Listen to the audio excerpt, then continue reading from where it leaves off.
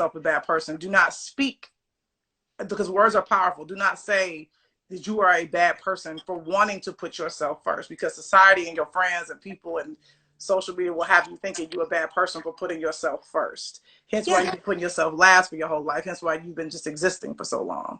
So I would say, I would follow that up with, don't let the guilt and the shame and the pain weigh on you, because that's what is designed to keep you living a life that will not lead you to fulfilling all of your potential. And here is the thing about your blessings. Your blessings, just like your attacks or the curses that are on your life, are also custom. So it's not a secret to the enemy where God is taking you. Okay? So because he only has one job: kill, steal, destroy. But people think that kill is a literal death. Like you're laying in a coffin and somebody's standing over you going, oh, she looked just like herself. No. She looked like she's asleep. Right. She looked like she's resting in the bosom of Abraham. No. She is. It is the death of a dream. It's the death of your spirit. It's the death of your journey. So you're right here. God has shown you what's happening for you right here. In the middle is the meantime. Come on, meantime. And the meantime is where all the tricks live.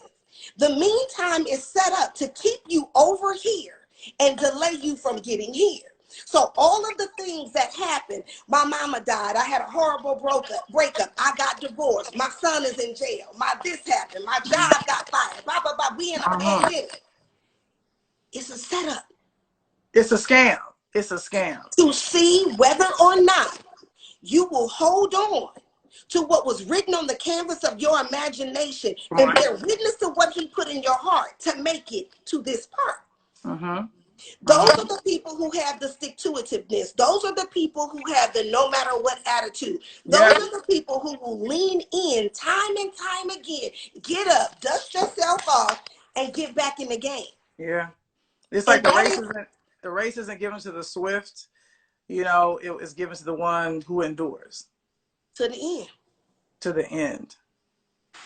To the motherfucking end. That's real, because I think that people, I think that is what's keeping people from their purpose, are these things that you can call it the devil, you can call it the government, you call it whatever it is, that puts it in the way of what you're trying to get to. And I believe that when the universe throws monkey wrenches in the plans, it's really God asking you, how bad do you want it? How bad do you want it?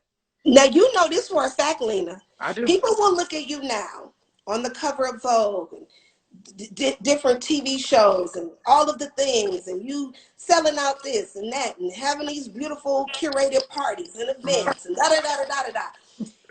And they look at you at a space and a place when you on. Come on. And they want what they want to do what they see you do, but they don't know what they're attracted to is the anointing. The anointing is not free. Come on. It's not just, oh, what's up? I met Lena at a party. I gave her my script. I'm trying to get on. It is the parts of us that they don't see. When we was crying because we didn't get the gig. When we were falling across the floor because we didn't know how we was going to feed these kids. When I watched all of my peers, I watched Tashina Arnold, Gabrielle Union, Essence Atkins, Tisha Campbell. Come on. All doing all of these sitcoms and all of these amazing things, you know what I'm saying, back in the 90s, early 2000s. And I was sitting home with 3 babies. Come on. Atlanta, Insecure, Dear White People all came before my shit. And people don't know your brokenness when you are on the path. They only see you. Like, I get posts on my thing all the time, like, oh, you the hardest working woman in show business. She got another job? Right. Oh, yeah, I see those. Because you don't know today when I didn't. Come on.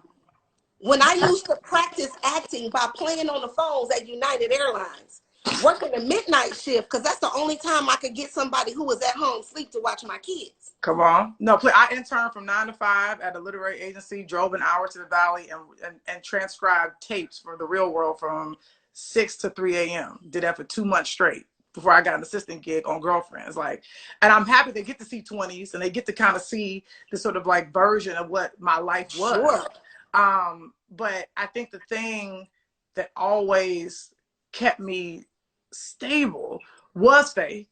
And it was this idea that my steps were ordered. My steps were ordered. So I knew that even though I felt like I was in the valley, literally and figuratively, I knew that if I had the faith and the work ethic and the drive and the just the unwillingness, there was nothing like, it's like I was like the motherfucker in Pursuit of Happiness. Call me Will Smith, okay? I was like, I'm gonna get this.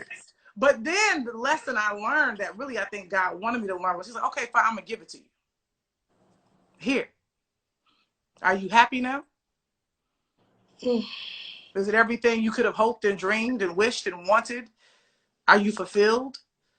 Or have you gained the world and not lost my soul, but lost who I was? I didn't recognize myself. So that's why I tell people, I say, don't get too comfortable in chasing the dream. Because when you catch it, that's when the work begins. That's when it comes out. And what I say is, the devil in hell cannot stop you from being blessed. But he can alter whether or not you enjoy it. Yes. So you could be in the middle of one of the biggest blessings of your life and be broken down to your studs. Yes. Yes. Yes. Do you understand what I'm saying? Yeah. You could literally sit up there and have all the outer trappings. Yes. Yeah. And still come home and cry yourself to sleep at night. Please. So the what we are to master is a scripture that says the blessings of the Lord cause no sorrow. And if there is sorrow in it, you gotta either it ain't a blessing or it ain't from him. Something ain't right. Where can I get my peace to keep the thing and enjoy and reap the feeling of the thing? Yeah. And that's the gotcha. And you will never get there as long as you in here are underserved. That's real. And I think it's interesting. Oprah said something, I can't remember what she said, but it was very interesting. She said, you know, it's easy getting rich. It's hard staying that way. Well, did you see me at the grocery store with my coupons? Come on. But and I mean that literally and figuratively. Yes. You know what I'm saying? It's like, because people are so excited about a finish line. But if I just get this, if I just get cast, if I just get staffed in the show, if I just get this house, if I just convince this motherfucker to propose to me, they think that therein lies a promised land. They think this will be the thing. And I think what I've learned is that happiness is an ongoing journey. It's a path. It is a never-ending marathon. And I think what I've learned on my journey is to throw away a finish line. Is to throw away, you know, it's good to have goals, but sometimes you can get so caught up in a goal and so caught up in a dream. It's like if somebody says, all my life, I just want to win an Oscar, right? You get it, and you realize, why does this feel emptier than I thought it would? And then also when you've done the parties and you've taken the pictures and you go home, you're thinking to yourself, well, now what do I do? And so that's why sometimes if people see me in certain places in my life, whether it be the Vanity Fair cover, Emmy, doing a movie with Spielberg, like doing Queen of Slam, like people go, are you happy? Are you excited? And I try to be in a place of, I am grateful for this moment. I'm grateful. But you know what you also have a right to do, Lena? You have a right to have gratitude for the moment, but it's okay if you're not fulfilled.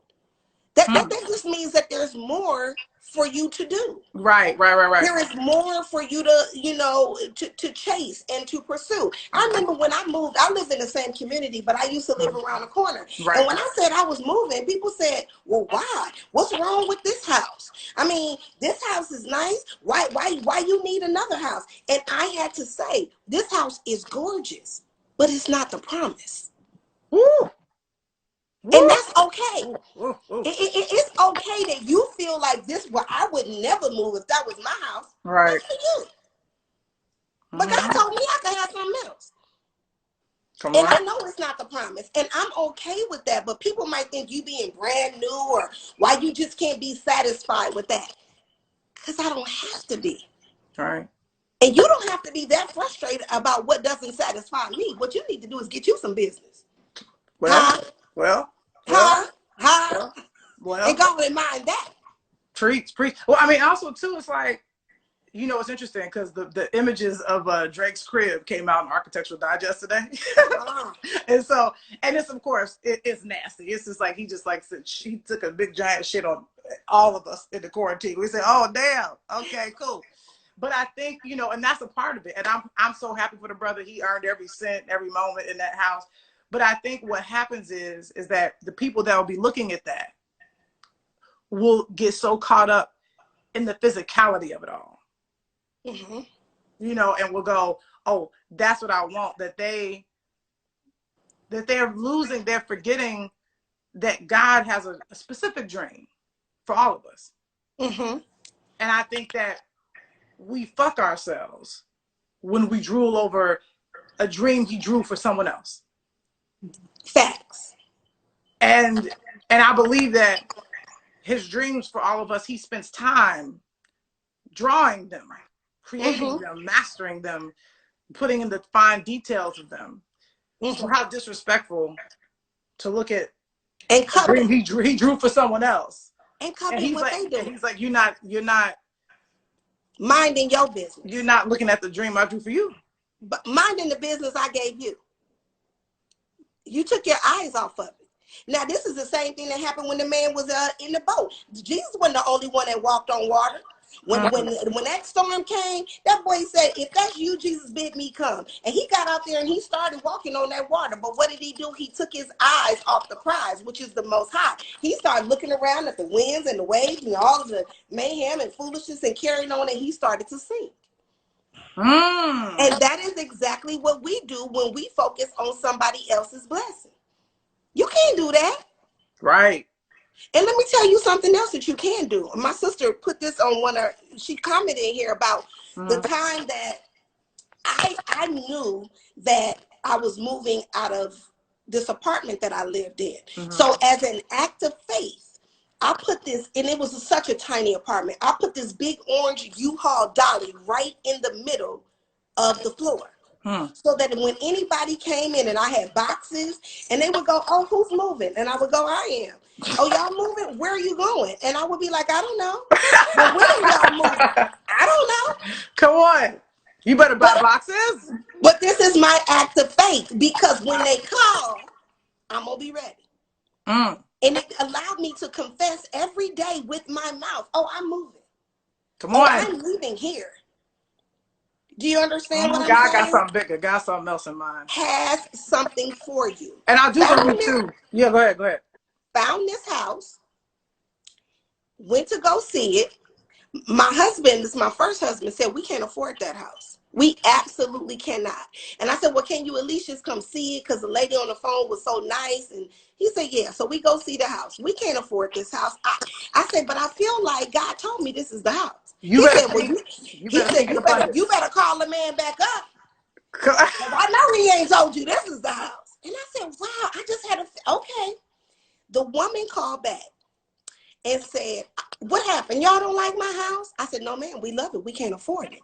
She said, well, you're such a beautiful couple, and I feel like God wants me to bless you. How much can you pay? You pay what you can pay, and I'm going to pay the rest. And I say that to say, when something is for you, God will bring it to a place where you can obtain it. Yeah, when you tell the universe what you want, it will bend to your will. Do you understand me that you can't look at the natural? You always have to strain to look at your life through a spiritual lens. Yes. Ascend. Go higher. Yes. And then look down and see if you can get a better view of the thing. Yeah. And I truly believe that we dream too small. Say it louder for the people in the back. We dreaming too small. I think when we have our dreams and we write our list down and God looks at it, I think she laughs. I think she laughs. Cause half the shit I got in my life, I didn't dream of. I didn't dream of it. I didn't think of it. I dreamed of a lot of things. You know, I dreamed of wanting to be a television writer. Somebody said, "What do you want?" I said, "I want to write television. I want to write funny things. I want to make people laugh." And I think God heard that and said, "Okay, you'll do that, but you'll do other things as well." But I think it was because I jumped off that cliff to do that. I said, "Well, I'm gonna do this, and I'm gonna do it to the best of my ability." And because I fought the good fight and didn't give a shit at all, I just said, "This is it. This is I'm just here." Other doors opened up to me. And there's only two options to anyone. Yeah. When you jump off your cliff or you jump off your bridge that you have built for yourself, you have to know that there's only two options. Huh? Mm-hmm. Close us out. We're in the last 10 minutes. We're in the last 10 minutes. We got about 20 when you jump here. Give it to them. Give it to them. The only two options that exist. Come on. Is that there will be a soft place to land, or you will be taught how to fly. Woo! That's it. That's it. We're done here. We're done. Jump, y'all, jump! With that, first of all, I just gotta really thank everybody in this room right now. We had 2,257 people came through on this part 2 with me and Niecey Waithe Wednesdays. Well, I got you here. If you can, please tune in to BET tonight. But Waithe Wednesdays, we got 20s first, and then Boomerang is following. And also, just because we tribe think around here, I want to shout out my guy Tyler Perry. Sisters comes on before both of those shows, so check out Sisters, 20s, and Boomerang. And I ain't got nothing to do with Sisters, but Tyler, a black man, created it. Okay, and he got this whole big empire. Talk about dreaming bigger than you could ever dream. I want to support all of our shit, even if I ain't a part of it. If you ain't seen Uncorked yet, please check out Uncorked. If you've seen it already, watch it again. Give them the numbers. What you about to say? I was only going to say that also what I'm about to do, people can go over to my page a little bit later today. Go ahead. I'm going to start doing a little bit of matchmaking while we're in quarantine. I'm gonna try to help some folks, you know. Because some people quarantine in Dolo, as they should be. They're in their cocoon. Yeah, no. But, you know, you can also do a FaceTime date. Come on. I'm gonna curate some virtual dates for some folks, and I think it'll be fun. I don't consider myself an expert, but I have been a wife a couple of times, a side piece, a baby mama. Oh, okay. The girl who showed up with the bat. I've been all these things. Come on. I've been all these things. Busting some windows out somebody's car. Okay. Okay. But it'll be up on my page later today. If you are looking for a date and you want to just hang out with somebody virtually, I just want to help curate it. And I'll show up to that. Yeah. Yes. I love it. Niecey, I love you. This has been transformative for me. I hope everybody in here felt that word, got that word, took some notes. And again, we ain't the experts, you know, we just talking, we just figuring it out. You know what I mean? We got those prayer warriors, you know what I'm saying? Thank you for joining me for this live. I'm gonna keep doing this. I'm gonna be back next Wednesday with Brittany. Brittany's gonna be with me, and there will be a special guest. I'm not gonna say who it is, but we're gonna have another special guest. I'm not gonna tell you. You just gotta tune in. You gotta vibe. Tell your friends. Tell your people. Tell your cousins. But we're gonna be back, and I just want to send y'all a lot of love and good energy. And any words you want to give them while they're in quarantine. We got over 2,000 people in here right now. What you want to say to the people? Stay in love and stay in the house. Stay in the house. And also, just a reminder, we talked about do what you got to do to put your happiness first. Please. Be happy. If you don't be nothing else, be that. And you remember what she said, if you jump off the cliff, soft landing, or you learn how to fly. Period. Niecey, period with a T at the end. I love you so much. I love you. I love you. I love you. And we're going to shout out Aisha, Calais, Brittany, been in here. Major is in here. Who else is in here? Was in here. Aisha. Yeah, I already said Calais, all the people. What's up? Sheila Patrick has been in the building. I saw Tasha in here. Brittany, we gonna get up next week, next Wednesday. I just love all y'all, man. Truly. They're telling you to make sure you save this live so you can post it to your page. Okay, cool. I'm gonna try to save it. I'm gonna save it. I love everybody in here. Thank y'all for joining us. We're gonna see y'all back next Wednesday. Y'all be good. Rashid and Cynthia, hi, I see y'all in here. See y'all Dime later. Dime Davis presents Boomerang tonight. Don't sleep on us. We love y'all. Thank you so much. God bless. Let's remember to lift each other up. All right. I'll see you, Blue. All right, y'all. Peace. Bye. Bye.